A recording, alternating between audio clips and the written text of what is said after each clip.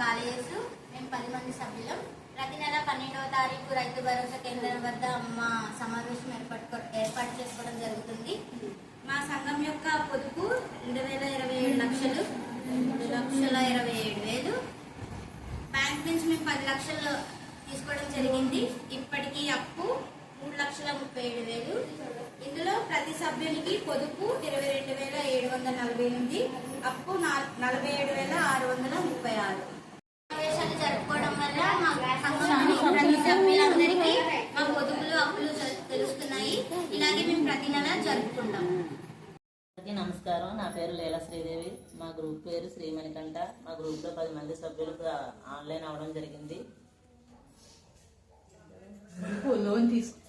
పొదుపు ప్రతి నెల బ్యాంక్ వారు మాకు 10 లక్షల లోన్ ఇవ్వడం జరిగింది. ప్రతి నెల పొదుపు అప్పులు ఎంబీకే యాప్లో అప్లోడ్ చేయడం జరుగుతుంది. 4వ తేదీకి పొదుపు మొత్తం 2,50,000, అప్పు 4,80,000 ఉండడం జరిగింది. ఒక్కో సభ్యురాలు పరంగా పొదుపు 25,000, అప్పు 48,000. ఈ సమావేశంలో పొదుపులు అప్పులు ప్రతి ఒక్క సభ్యురాలకి తెలుసుకుంటున్నాను. ఇతర విషయాల గురించి కూడా చర్చించుకోవడం జరుగుతుంది.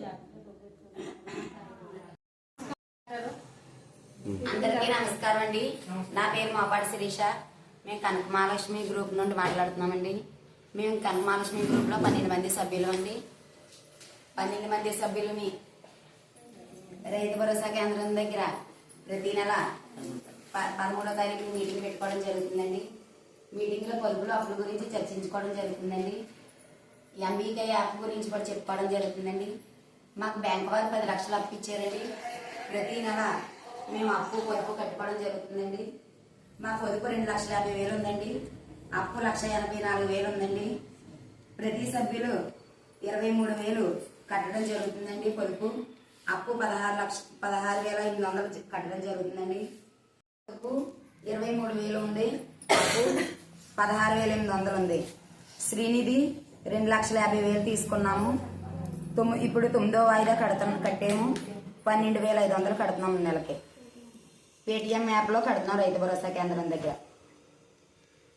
పెట్టుకోవడం వల్ల పొదుపులు అప్పులు తెలుసుకోవడం జరుగుతుందండి. మా సభ్యులందరికీ మిగతా కార్యక్రమాల గురించి కూడా తెలుసుకోవడం జరుగుతుందండి.